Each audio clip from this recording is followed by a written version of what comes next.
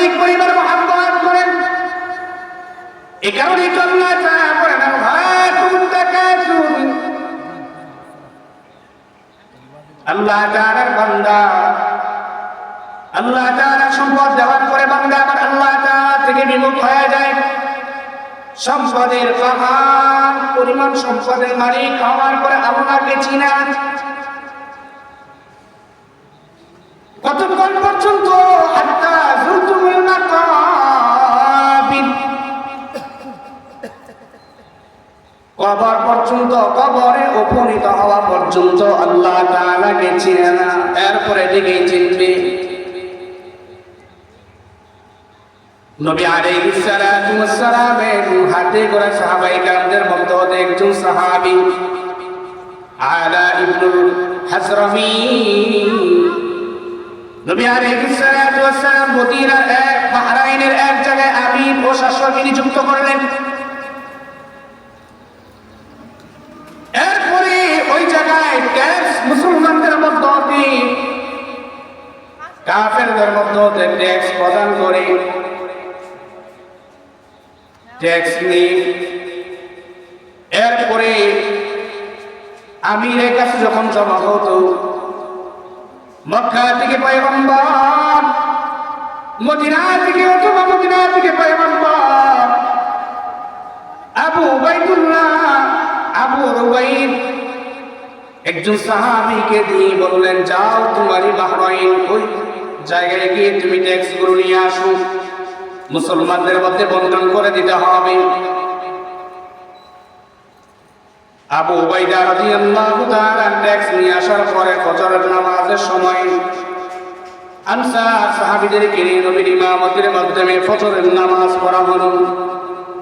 নামাজ আনতে তারপরে পয়গম্বর মুখ ফিরিয়ে আনসার সাহাবীদের সম্মুখ পারে বসলেন। এরপরে নবী আলাইহিস সালাতু ওয়াস সালাম আনসার সাহাবীদেরকে বললেন, তোমরা এখানে উপস্থিত হয়েছ, নামাজ পড়েছ, যাহা কিছু সম্পদ আছে তোমাদের মধ্যে বন্টন করে দেওয়া হবে। কিন্তু আমার চিন্তার বিষয়, আমি ধারণা করি পরবর্তীতে তোমরা অধিক পরিমাণ সম্পদের মালিক হবে, কিন্তু সম্পদের মালিক হওয়া কোনো দূষণীয় নাই। আবার বড় চিন্তার বিষয়, অধিক পরিমাণে তোমরা সম্পদের মালিক হওয়ার পরে তোমরা আল্লাহ থেকে তোমাদের মুখকে ফিরিয়ে নিবে, আল্লাহ থেকে তোমরা সরে যাবে। সম্পদের প্রাচুর্যতার দিকে তোমরা তোমাদের মুখকে তোমরা দাবিতে বলে দিবে, আল্লাহকে বলে যাবে। আল্লাহ তাআলা তোমাদেরকে অধিক পরিমাণে সম্পদ দিবেন এটা আমি ধারণা করি, কিন্তু সম্পদ তোমাদের অর্পিত হবে, তোমাদের গচ্ছিত সম্পদ হবে, এটা কোনো দূষণীয় নয়। কিন্তু সম্পদ হওয়ার পরে তোমরা আল্লাহ থেকে তোমাদের মুখকে সরায় নিবে।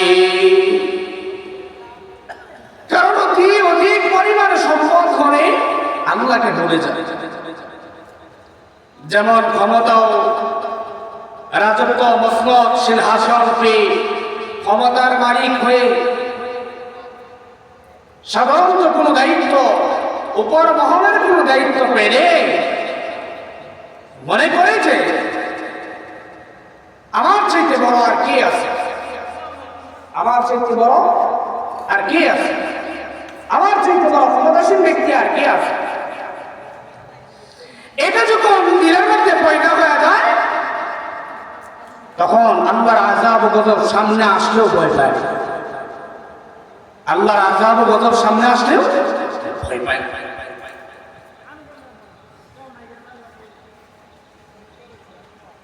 তো আল্লাহ তাআলা থেকে তার মুখকে ফিরায় নেয়। নবী আলাইহিস সালাতু ওয়াস সালামকে একদিন আবু লাহাব বলেন, নবী বললেন, আলিমাযা জামাতানা, চলেন আমরা এমন একটা জায়গায় যাই পাহাড়ে চূড়ায়। নবী কিছু অংশ সাহাবায়ে কেরামদেরকে নিয়ে আবু লাহাবকে নিয়ে রওনা হয়েছে।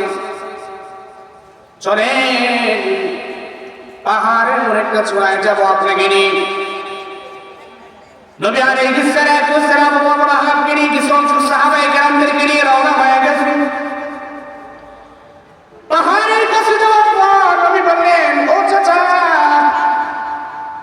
যদি আপনাকে বলি পাহাড়ের ওই পার্শ্ব থেকে কিছু দল, কিছু মানুষ আপনাকে হত্যা করার জন্য আসতেছে, আপনার উপর কঠিন ও কঠোরভাবে আক্রমণ করার জন্য আপনার দিকে ধাবিত হচ্ছে, আপনি বিশ্বাস করবেননি?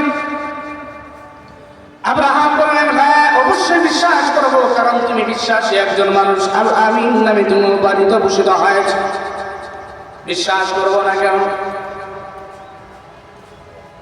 এরপরে পয়গম্বর বললেন, চাচা আমি দেখতে পাচ্ছি আপনি ইসলাম ধর্ম গ্রহণ না করার কারণে জাহান্নামের কঠিন আযাব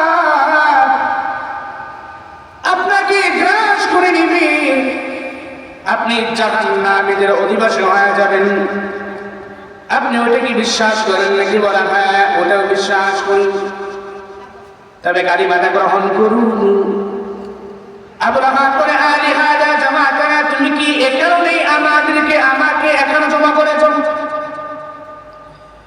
রাগান্বিত হয়ে আব্রাহাম বলে, তাব্বারাকা ইয়া মুহাম্মদ, এ মুহাম্মদ তুমি ধ্বংস হয়ে যাও।